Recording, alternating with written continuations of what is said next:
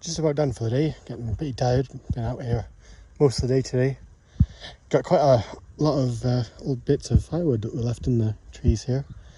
There's got a lot of good wood there. It's quite something, and of course a whole bunch of branches that came off. One thing we're considering with all this wood that we get around here is building a gasifier. For those of you who don't know, it's older technology, quite common in World War II when the energy shortages were going around. Couldn't get much gas or anything because it was needed for the war effort. So people would build what's called gasifier. What it does is basically burns wood in an oxygen-reduced environment, which means the wood will still off-gas the flammable gases, but then you can take those flammable gases and clean them up and run them through an engine. It's quite an interesting technology. It's something that we might want to do around here, just to use up our wood. And the other good thing with them is they put out charcoal, or biochar. It's one of the ways that that's made is with gasifiers.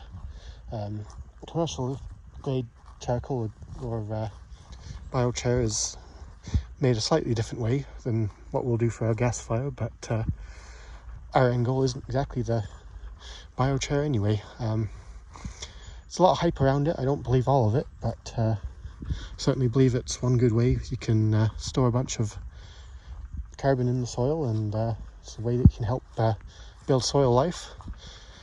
I mean, after all, in nature, when you see forest fire happen, afterwards you see all the embers and chars that are left behind, and you see a lot of good growth after that. And I think it does add nutrition to the soil.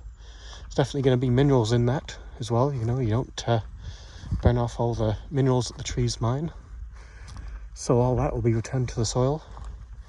And good thing is you get some energy off of it. The output of a gasifier, you can either burn directly for heat or cooking. If you have a gas wood stove, a wood top, gas top oven, you can use wood gas in that. Or, as I say, if you clean it up, you can run it through an engine, so you can run it through a generator. And if you have a generator that hooks back up into the grid, you can actually backfeed it into the grid and get a few bucks for it. This is the pile that I was working on earlier today. As you can see, that's a heck of a pile. There's still more to grab in there. Every time I walk down there, I manage to step on a branch or something I didn't see before. So there's lots left still. And I didn't even start to touch any of the branches that are still attached to the tree that have died. Generally, for those, I wait until leaf out, until the trees are fully leafed out. Then you can see quite clearly which branches are alive or not. There's quite a few you can tell already that are dead, but always good to have confirmation for that. But yeah, there's a lot of good wood in there that could go through a gasifier and generate a lot of power. Generally speaking, depending on what you put through a gasifier, 1 or 2 pounds of wood will turn into a kilowatt, generally closer to 1 pound, especially if it's good seasoned wood. If it's wet wood, then you're closer to the 2 pounds per kilowatt, but still that's quite good. I mean, from what I pulled out of just this couple of rows here, there's probably a good 400 pounds of wood there. So that's 400 kilowatts over time that you can put into the grid, and Alberta needs some good, reliable grid generation, and biomass could be one way that they could do it, but hasn't been a lot of push for that for whatever reason.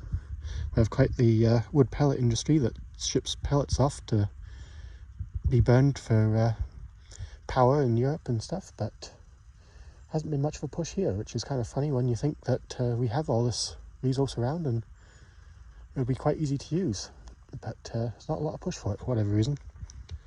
So we're going to try it here, see how it works. Probably do it on quite a small scale. You're only going to be looking at maybe a few 1,000-watt generator on it, but even so, that's enough to use up some of the wood for a beneficial cause and earn a few pennies. One thing you do have to watch with wood gas in the engine though is definitely can wear the engine quicker. It can dirty the oil a lot quicker as well, so just have to make sure it's nice and clean. It's one of the good things about wood gas is you can actually clean it up quite a bit before it goes into the combustion chamber, and it's one of the reasons why I think a lot more places need to use gasification. I mean, you look at the coal industry, you know, if you have a gasification boiler for a coal plant, you can take all the particulates and sulfur out of the gas before it's even burned.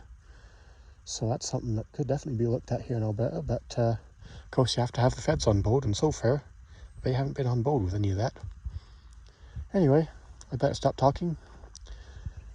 Better go check on the horses. I'm watching them while the owner's away for a couple of weeks here. Be back soon, but been watching them for him, and so I better go check on them and get back inside and think about some dinner. Till next time.